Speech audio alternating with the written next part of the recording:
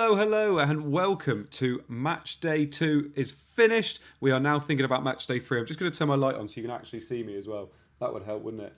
There we go.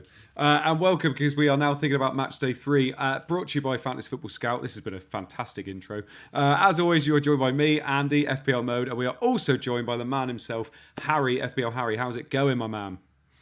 Good, thank you. Again, I was saying we've never done a stream before, so looking forward to chatting about the World Cup and a little bit about our fancy teams as well.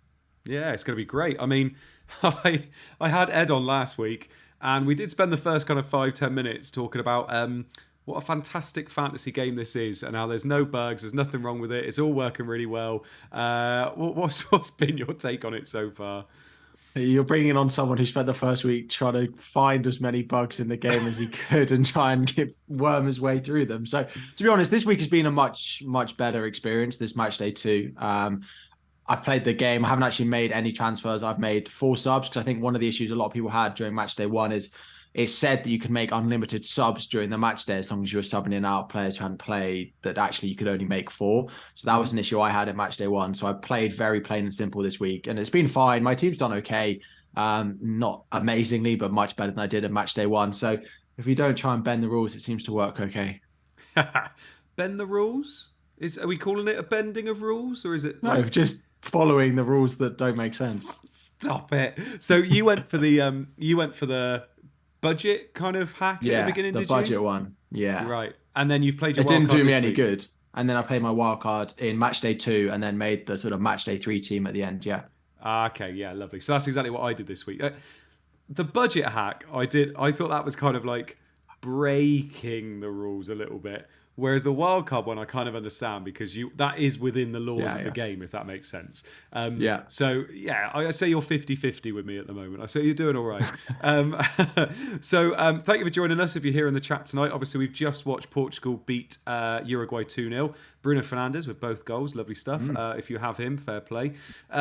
We're going to have a little bit of a look at the fixtures. We'll talk to Harry a little bit beforehand as well and talk about the World Cup and what he thinks of match day 2 so far. I say so far, obviously it's now finished. And then we're going to have a look at our teams because we have both of our wildcard teams now done. They are locked in. We can't change them now because we can only change them once. And we've both done that, so there's no changes to be made.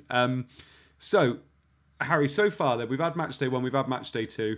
Some teams are through to the next round. That's happened already. Some teams are fighting for everything at the moment. And some teams are not quite through yet, but they could be through with a draw or a win. Yeah. Which teams have kind of stood out for you so far? Which teams do you think you're probably going to be targeting for match day 3? Which teams do you think, God, I wouldn't touch them with a barge pole, even though they're probably going to be highly owned? Yeah, so you've got the Brazil, you've got Portugal, and you've got France, who are the 3 teams who we know are guaranteed to go through. The ones I'm really looking at are the top teams with a good fixture who are not guaranteed to go through. And I think there are a few of those which do make it quite easy to go and target. I think Netherlands is a big one for a lot of us. They've not performed in match day 1 or match day 2, but I will be doing them again in match day 3. Qatar, they basically need a point, but I still think they'll go on and win that game comfortably in that one. So they're definitely a team I want to target. Argentina, again, still needs something. They didn't look great match day 1, much better match day 2. And again, they've got Poland. It's not an easy fixture, but I still think that they need to win that game, not just get a point out of it. They probably need to win that game. So I do expect a big performance from Argentina. So they're definitely one that I'm looking to target. Group E, we've got Germany. Germany sitting bottom of the group, definitely needing a win and needing to score a lot of goals as well. And they've got Costa Rica. So I think that Germany team is a big one that a lot of us will be looking to target, both defensively and going forward as well. There are a lot of good assets in there. So those are probably the top ones. Uruguay is the other one that kind of stands out. So you're getting a reflection on my glasses. Uruguay is the other one that sort of stands out, but they haven't looked great is the only thing. But I suppose nor of Germany, but I've seen more from Germany than I've seen from Uruguay, and Uruguay going up against a Ghana team who now have quite a lot to fight for is the only concern with them. But those are probably the big teams that I'm looking at and thinking, I can invest in you because I expect you to come out firing. Yeah, no, I like it. And I think Harry's hit the nail on the head there in terms of it's really important to try and invest in these players now that have something to play for. It's really tough in terms of, deadline's going to be tomorrow. You've got literally tonight and tomorrow morning if you have time tomorrow morning as well to try and get your team together. If you wildcarded and did what we did, I think that's it now. I don't think you can make any changes now, can you? I think the deadline was the last time you could have made any changes, isn't it? Yeah, deadline if you're on wildcard two. Of course, we have two Yeah, transfers for match day three, which yeah, we can use. But apart from then, no. yeah. Um, we'll talk a little bit more in detail with some of those teams when we look at the fixtures in a minute. But obviously, it's so interesting match day three in terms of how match day three usually goes. There is usually quite a bit of rotation for those teams that are already through, but also this is where it all goes a bit crazy, isn't it? Because teams have to win, they have to score a certain amount of goals. They can't be conservative anymore, No. and usually they're going up against teams that are sometimes already out, or sometimes teams that are already through and then rotate, and then you see an upset. And so this is where you can really kind of go for it in match day three, can't you? Yeah, that is definitely the case. But actually, what I think is quite interesting about this year's tournament is that there's very few teams who are actually out of the tournament. So I know we've got the likes of Qatar out on 0 points, but the only other team on zero is Canada. So actually, only two teams so far have been eliminated Yeah. from the tournament. So it's possible that a whole host of those games. So even, I'm saying I'm going to go for Germany and target them against Costa Rica. In theory, Costa Rica getting a result would put them through in the tournament, which is not normally the case.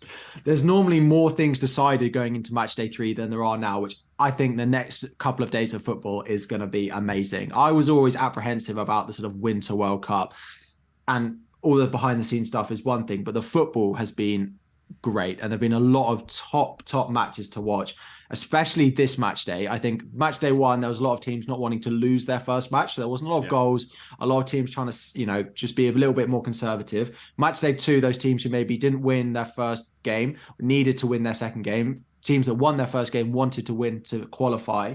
And now match day three, there is so much on the line for so many of the teams that we've got here. I think there's going to be a lot of good games in here, and probably quite a few shocks in there as well, which doesn't make it easy for us, but I'm sure there will be, as we've had along the way so far.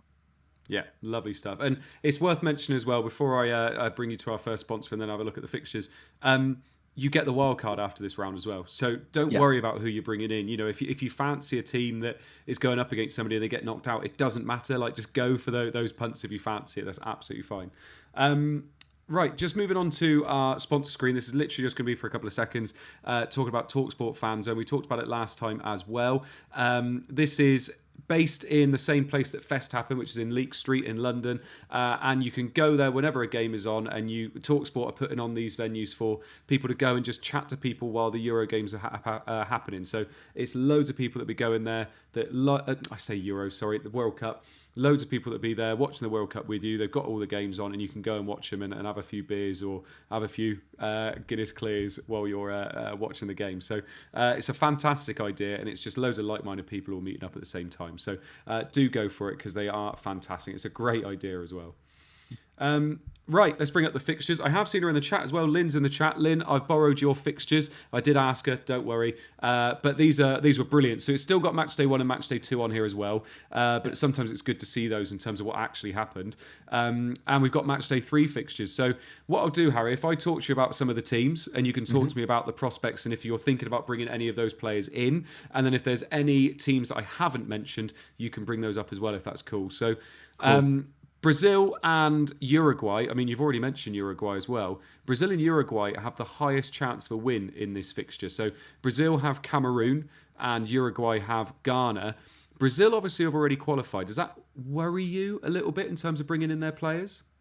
Yeah, it does worry me a little bit. And I think there will be a reasonable amount of rotation, especially for players that maybe played the first two, and that there's a little bit of 50-50 about whether who was going to start anyway. So I'm looking up front and thinking Richarlison's been a good asset for the first couple, didn't score today, but Gabriel Jesus could easily get a start in that game, for example. There are other players in that one. I think defensively they'll still look good. Like Alexandro has been in my team this week, but Alex Telles could easily come in and play that match day 3 game and give Sandro rest before the knockout games. If you are looking for a cheap punt, I would be trying to predict that Alex Telles would probably start that one, given that he was almost starting so far this tournament. But I think Brazil in particular, I think there'll be a reasonable amount of rotation there. Yeah. And again, yes, they want to win the game, but they're not going to want to win the game maybe as much as Uruguay, for example. So I would be punting on someone else, I think. Although Brazil look like one of, if not the best team in the tournament. I currently have none of them in my matchday 3 team. Are you the Yeah. same, going on none, like one of them? I am the same. The thing that I don't like about Brazil, one is the rotation, because I agree with you. I think there's going to be rotation. The second thing is we're going to get no indication because they've literally played today and they're playing on the last game day again, and you just think you're going to get no indication of who's playing. If I really desperately wanted to go for someone, I've got a feeling that Bruno Guimaraes is going to play. I feel like he has been trying to start, and I feel like they're going to be a better team if he starts. So I don't mind that as a little bit of a shout. But who's going to start up top? I mean, it's going to be rotate. Is it going to be Anthony? Is it going to be those players that have been coming on? I think it's a really tough one to call. So I haven't got any Brazil in my team, which feels mad. But for a team that's already gone through and is rotating, I think it's probably the way to go. Yeah, well, I mean, come round of 16, right? I'll have triple Brazil back in. It's not that we don't think they're good. It's just one of those things that this week it becomes very hard to predict. And because, again, they're late on in the match day, if the player that you've got doesn't start, the amount of players that you can sell them for is really limited because you can only sell them for a player who's yet to play, which is, it's great if you pick a player who plays early on, but it's a real pain if you've got Brazilian players because there's not many of them left. Exactly. And Uruguay, I know we touched on them just now. In terms of percentages, in terms of them playing against Ghana, it's a lovely fixture, but they haven't shown us a lot so far. No. If you were intent on getting one of their players, who would you be going for? I would only be going in attack. I still think Ghana looked better going forward today than I thought they would. And I still think that with that being so much on the line in the last game, the chance of Ghana scoring is probably there, that I would look at Uruguay attack. Darwin has looked not bad. Yeah. But I just don't think I'd be going and buying him. He's the one that I would buy, I think. He's the one because it might be Suarez, it might be Cavani that starts up front. We don't know which of the two it's going to be. If you've got, again, news that you could wait up and own one and sell for the other, but that's not ideal. I'd probably only go on Darwin because he's about the only one that I know is going to start. You could go in midfield in likes of Valverde, but he's hardly showing his Real Madrid form at the moment as well. Yeah, exactly. Moving on to Argentina then. Obviously, like you've already said, they did not look good match day 1. Match day 2 looked much better, although it was 2 wonder goals, you would say. Messi scored from outside the box, lovely goal, and then Enzo Fernandez scored a lovely curled effort into the top right-hand corner. Yeah. They got Poland up next. Poland haven't looked awful so far in the World Cup, but Argentina have to win this game. Messi, are you saying he's a lock? And if he is a lock, is there any other Argentinians that you'd be looking at this week? Yeah, so I actually have triple Argentina in my match day 3 Like team. I've got Messi in. Of course, he was going to be in there. I've gone with Di Maria. I do quite like Lautaro Martinez at striker, but he's slightly having early subs. But 8 million around that bracket. If we're saying the likes of Giroud's maybe not going to start, if we're also saying Richarlison's not going to start, there is a lot of risk in those mid-priced forwards that if you want to go in there, Martinez is definitely not a bad option. I've gone with Di Maria over him just because I like the way Di Maria has been playing. He's been linking the play quite well, and he's a midfielder, so he gets that extra points for a goal. So he's in there. And I've gone with Acuna in defense, 4.5 defender. Didn't start the opening match day. They had a bit of a reshuffle at the back going into match day 2, and they did look a lot better for it. So that's my triple up. Again, I just can't see them going out in the group stage. So I kind of think they kind of have to win this one. But Poland, have not been a bad team, and I don't think there'll be complete pushovers for them in this one. Yeah.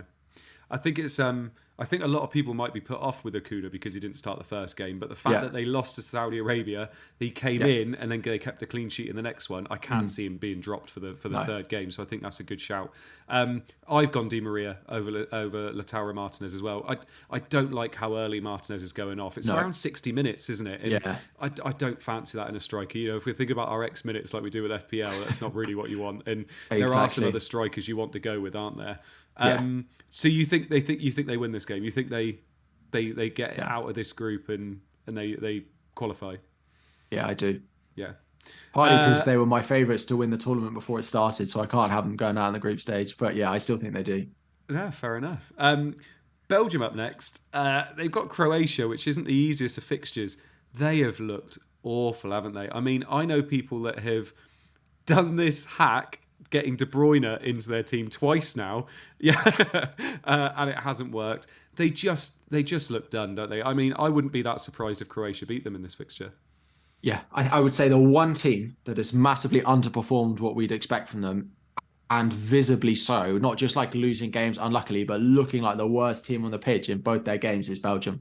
They have not looked good so far. They look abject. They do not look at it. The sort of mentality of the players, these sort of quotes coming out from one player calling the others old, the others then coming back at them, calling them old.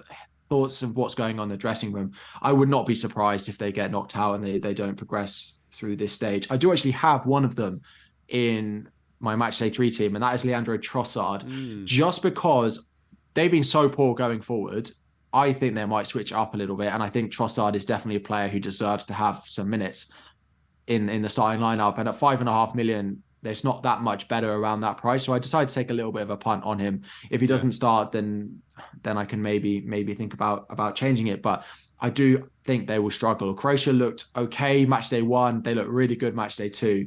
It'll be interesting to see this, but thought of one of Belgium and one of Croatia going out of the tournament basically is all pretty much guaranteed after this game. So yeah, I think I wouldn't really be investing in Belgium. Look, those of you looking at De Bruyne, I would stay clear. Trossard's the only one I would consider because he's so cheap, and I think he might start. But I am guessing.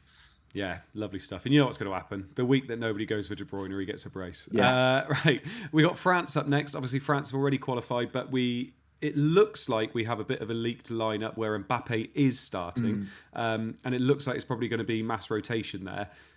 Mbappe's starting. If there is any indication that he's starting against Tunisia, I mean, captain material, isn't it? Yeah, I would definitely be going for him. We say it, teams that don't necessarily have a lot to play for, they might play and they might not rotate as much like Mbappe, but he's going to be chasing that golden boot. He's already thinking about it now come the end of the tournament. Where are the goals going to come from if I need to get to 7, 6, 7, 8 goals to win the golden boot? This will be a game that he's already looking at that he thinks. I don't have him in my team. I've gone with basically a 15-man squad of players that have something to play for in this game. I wasn't sure, and I picked this a little bit before we had that news that Mbappe might be starting. I wasn't 100% sure if that was going to be the case. I am scared of that. I am scared of what Mbappe could do against Tunisia. I'm not going to sit here and lie, but yeah, he's definitely one that I'd be having on my radar again, chasing that golden boot, because they don't need to win, right? So feeding Mbappe for the golden boot in their third match makes a lot of sense.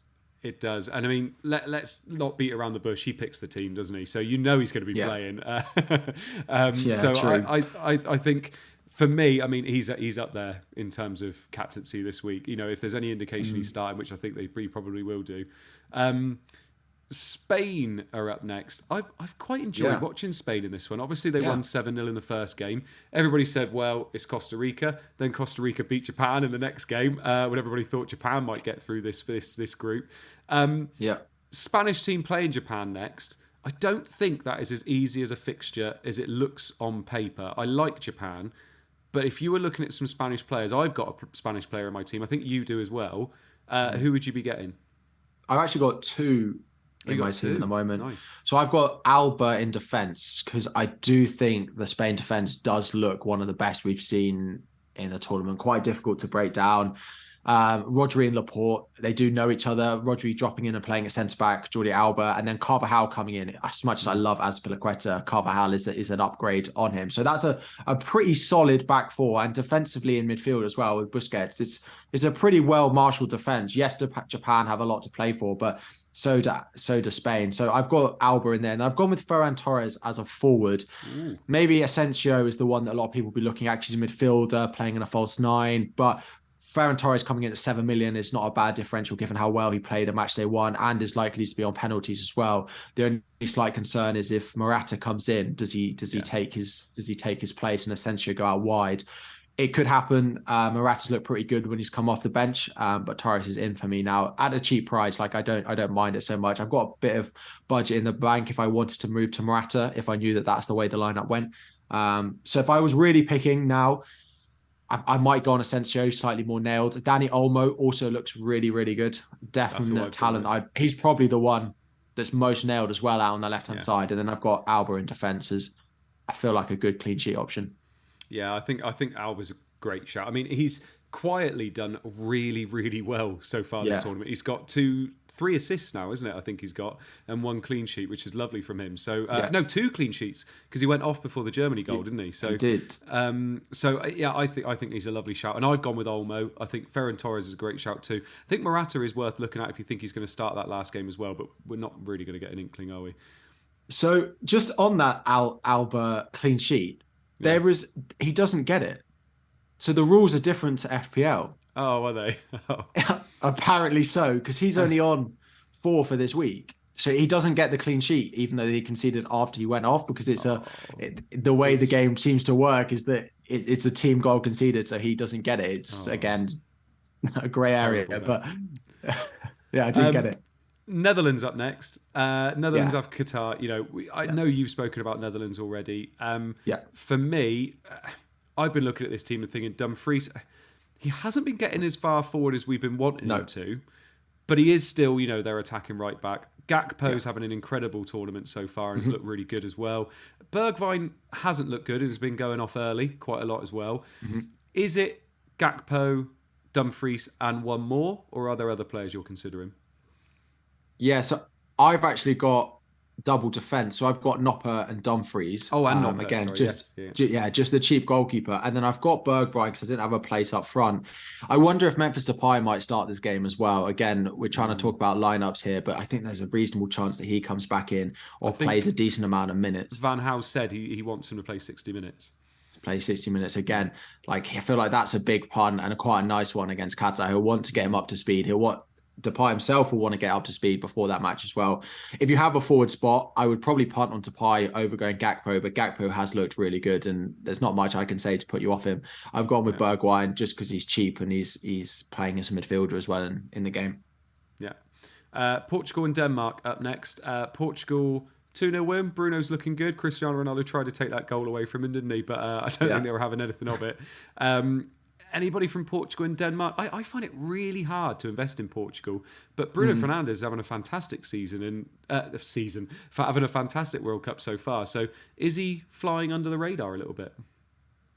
He is. Again, there's a lot of Ronaldo owners who will be looking at that first goal and trying to get the magnifying glass out to see which of Ronaldo's hairs it went off. But it did go down as a Bruno goal. He has looked good and he is very focal to that Portugal team. The one that I quite like the idea of is Rafael Leao. Again, because they're qualified, moving, a João Felix to a Rafael Leao in the starting lineup, I think is very, very capable of something he can do. Watching Leao play against Chelsea when he came to Stamford Bridge, he's one of those players I don't often go and think that player is unbelievable. It happened with Serge Gnabry when he came and tore Chelsea apart, and Leao was probably the next player that I've seen do it. I think he's a fantastic talent. I think he will probably start this game as well. He is a forward, is the only thing. If he was a midfielder, he'd be in so many teams. But he is a forward, but I do think he'll start and he looks so good. So he's probably the one that I would look at. He's slightly cheaper than the rest of them as well. If you want to go on Bruno, I don't think there'll be that much rotation. I don't know why I think that with Portugal, but I reckon Bruno they'll want to keep a little bit of rhythm going into Matchday 3. Yeah, lovely stuff. And Denmark, Mæhle, 4.5 million seems kind of, a great shout in terms of the fact they're playing Australia as well. Yeah, I've got Mæhle in my Matchday 3 team. Going forward, people might want to go with the likes of Olsen or going with Eriksson as well. They've not looked that great going forward, though. They've not looked that great overall, to be honest. But Mæhle in at 4.5, knowing what he did in Euro Fantasy as well, he's definitely in there for me with a fixture against Australia. But I think there are enough good other attackers that I would move away from their forward line. Yeah, no, I agree. Last 2 teams we'll talk about in detail before we go on to our own teams. England is coming home, isn't it? Even after that awful 0-0 against USA. In terms of entertainment, I'm not somebody that's saying Gareth Southgate needs to be sacked, but they got Wales up next. Obviously, Wales have usually given it quite a good go against England and like scoring as well. 66% chance of winning England have against Wales. I have Trippier in my team. I think it's come out tonight. It sounds like Kyle Walker's going to start. It sounds like Henderson's going to start. It's going to be a different England team. It sounds like he was expecting to rotate in this game, and he wants to rotate in this game, regardless of the fact we only drew the last game. I think this game's going to be hard to call. Yeah, I agree. I don't particularly want to go. In fact, I don't have any England or Wales players in my team. I don't really want to go investing in it because Wales have to come out of the blocks flying. The only way they qualify is if they beat us 3-0 at a minimum. So they basically have to go down singing with a 3-0 loss if that's going to be the case. But I can't see them not scoring is my only thing. Yes, defensively we've looked pretty good, but they have to throw the absolute kitchen sink at us to have any chance of getting out of the group. And if they get a result against us and they don't qualify, that will still be their World Cup one anyway. So England team, it sounds like there's going to be a little bit of rotation. It doesn't make it easy because if Kyle Walker's going to start, maybe where it's a back three, maybe it's a back four. Yeah. But if he's playing at right back, we could easily see Trippier playing at left back. It's happened before. Defensively, centre back, I still think will be the same. I still think Maguire will probably play with Stones and Pickford in goal. Going forward, there's the whole thing about who should play versus who's going to play. I don't want to go into it about whether Phil Foden should be starting, whether we should see James Maddison on the pitch as well. But I think there might be a changes going forward as well. I don't think it'll be Sterling, Kane, Saka as our front three with Mount in behind. I don't think it'll be that four, but I can't predict which of them it's going to be the one to drop out because we do not want to go completely changed and run the risk of things going horribly wrong. And, not topping the group, for example, and having to play Netherlands in the next round. It's not what we want to do. We do want to top the group. So I think there'll be a couple of changes, but I still think it'll be reasonably strong. I'm going to be mean, Harry. I'm going to say there's these die-hard England fans out there. They want to know at least one attacking player they can put in their team. Who would you go for? Who is, if you had to not sit on the fence, who is your England player you would get in your team now? So I nearly put this guy in my team, and then I suddenly thought I might put in my heart where my head should be, and it was Phil Foden. I think he might start. I think he might start. Oh, I don't think he does. I think he's not. It was him or Rashford. I think Southgate dies on the hill. I think he says, no, I've done this for a reason. It doesn't matter what you think. He's not starting. But I wonder if he plays him out wide. Because he said he doesn't want to play him in the middle. So I don't think he comes in for Mount. And I wonder if he comes in for one of the wide players. I mean, he could do. In terms of rotation and keeping him, rested and fit, it's those wide players that, that do a lot of the work, isn't it? So it does make a lot of sense. I mean, Rashford Kane's is the other one. Oh, and Kane, do you go with someone like Kane? But then he's looked unfit, I would say, so far. Yeah. He's looked knackered. Yeah. And so much for Tottenham and the rest of the Tottenham players around them not doing as much as they normally do. So he's carried a lot of the weight there. And he's come to England and it's a lot of minutes for him to play. So maybe Callum Wilson, but I can't see Kane not playing. No, neither can I, to be perfectly honest. Right, last team then, Germany. Lovely fixture. Yeah. Costa Rica to finish off with. Musiala's looked incredible so far this tournament. He, even though he hasn't had the attacking output stats that we all look for, he's looked brilliant. He really has. This is one of his kind of breakthrough moments, really. You told me before the stream started you've got triple Germany in your wildcard team. Musiala plus who else are you looking at? It's not actually Musiala. It's not one of the three. I've thrown caution to the wind a little bit here. I've gone with Leroy Sané as my midfielder because I do think he'll start. He came off the bench in Matchday 2, and if Leroy Sané's starting, he's the number one Germany attacker that I want. I think he'll start out on that left, and when he starts, even when he came off the bench, I thought he looked really good. I've gone with Serge Gnabry in my forward line. A bit of a differential there. Probably would have preferred Musiala if I could just naturally pick between the two, but I didn't have space in my midfield there. So I've gone with Gnabry, and then as a bit of a sentimental pick, I've got Rudiger in my defense. If I could have anyone, I was going to have Raum. The only thing is he put up a slight knock in Matchday 2. Sounds like he'll probably be okay. 4.5 million playing at left back on some set pieces as well. I just think Rudiger's most nailed to play, and he's looked pretty good from set pieces as well. Scored and then it got ruled out. Raum at 4.5, if you don't have the money, you want to take a slight gamble of whether he's back fit, is probably the defensive one that I'd look at. Yeah, you're definitely on Musiala.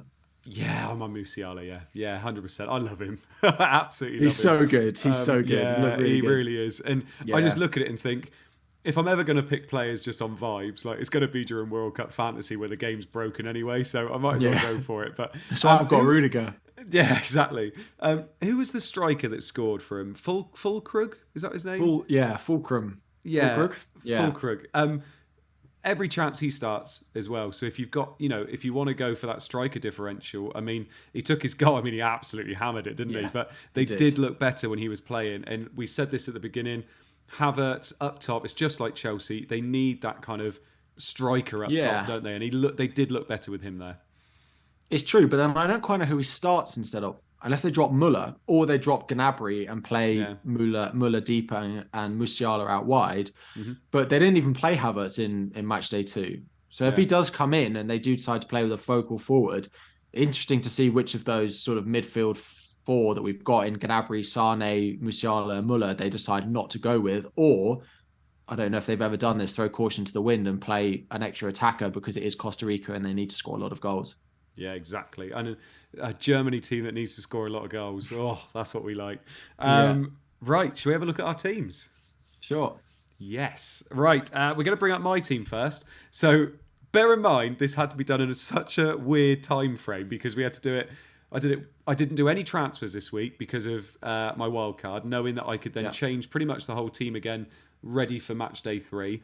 As soon as Portugal kicked off, I made this in about half an hour, knowing that once Portugal finished, that was our deadline gone. That was our match day done. So this is the team that I've come out with. This is not thinking about subs in that yet because I couldn't do that when I took the screenshot. And for some weird reason, I couldn't get rid of Chesney.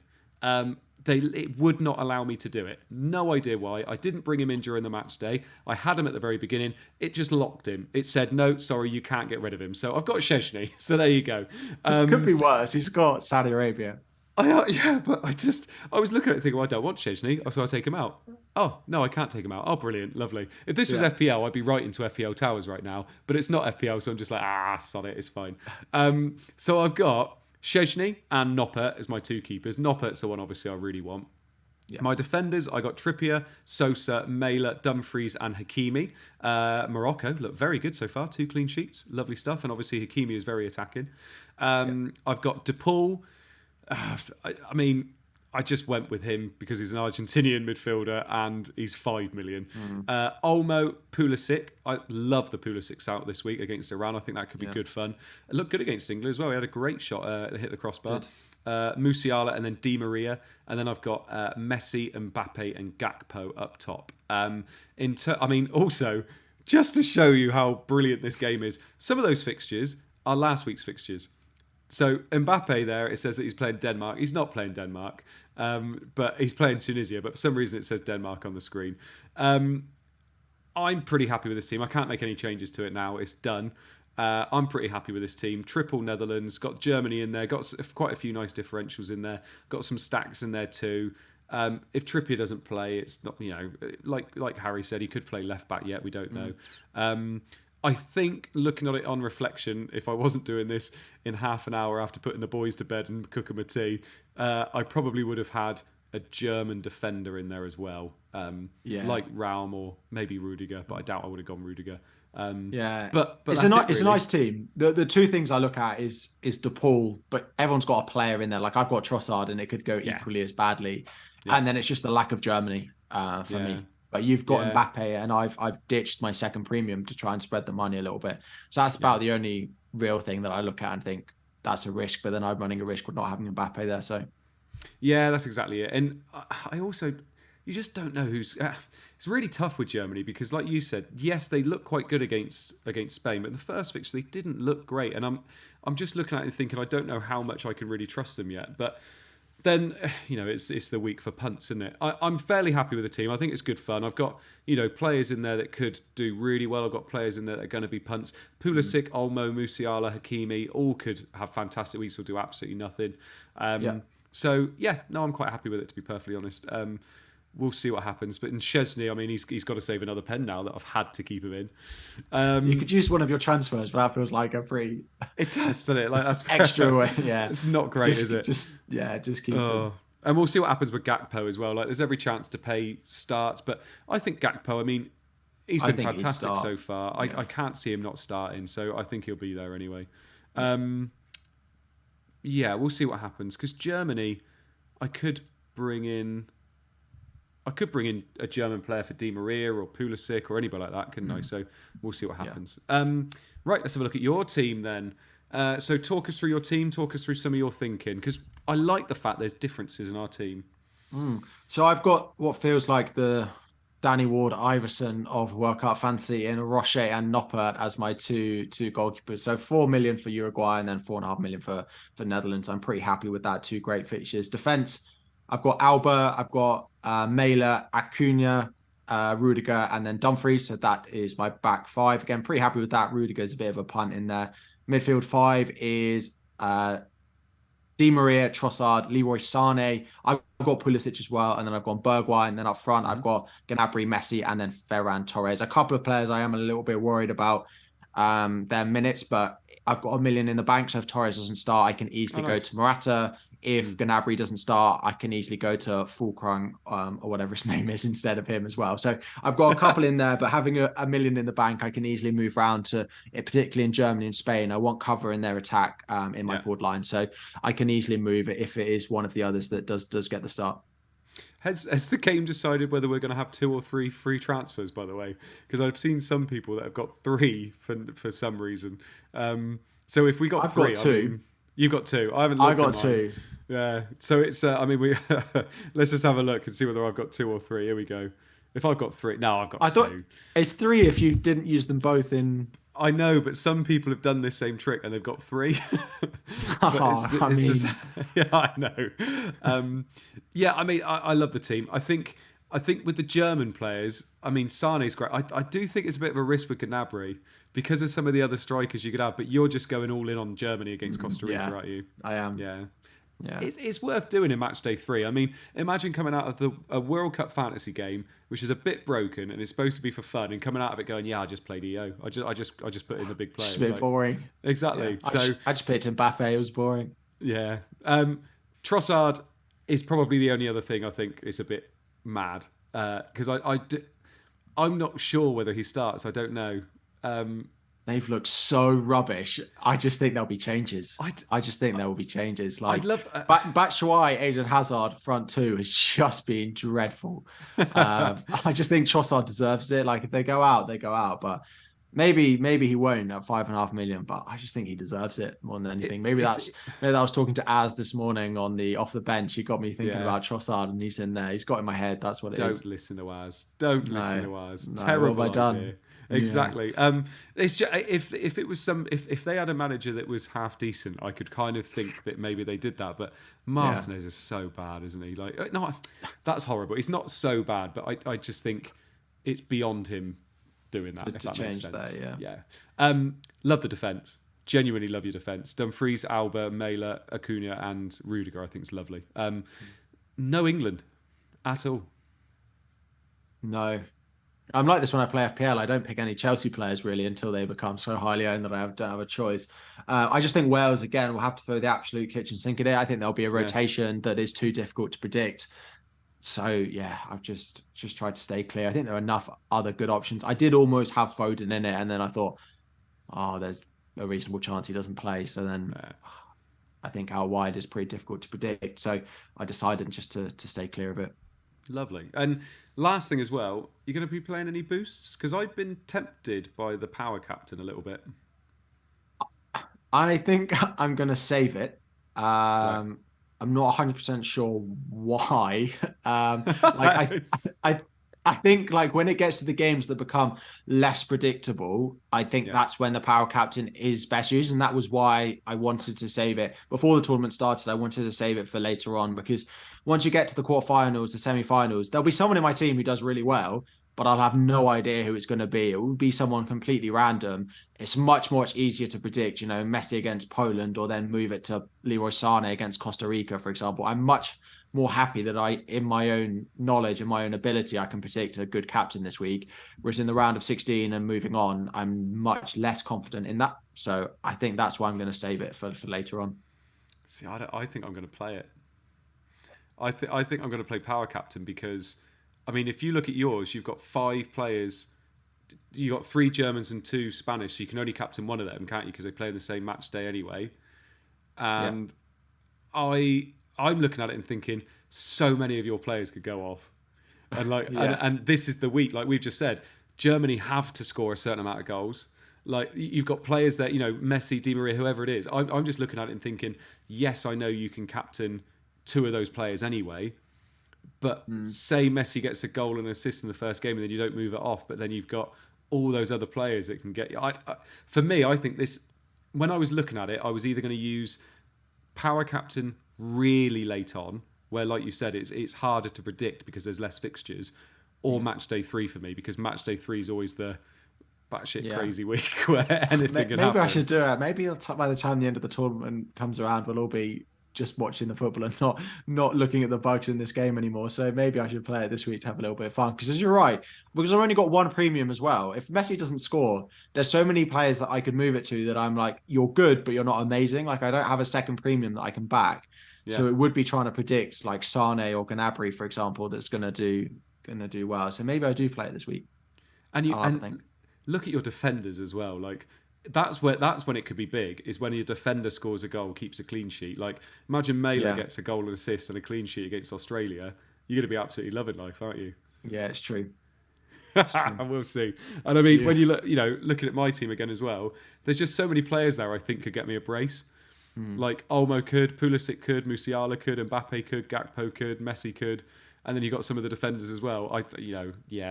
Imagine Hakimi gets 2 goals and a clean sheet. It's true, but then the chances are one of Mbappe and one of Mbappe or Messi is going to do well enough between one of them.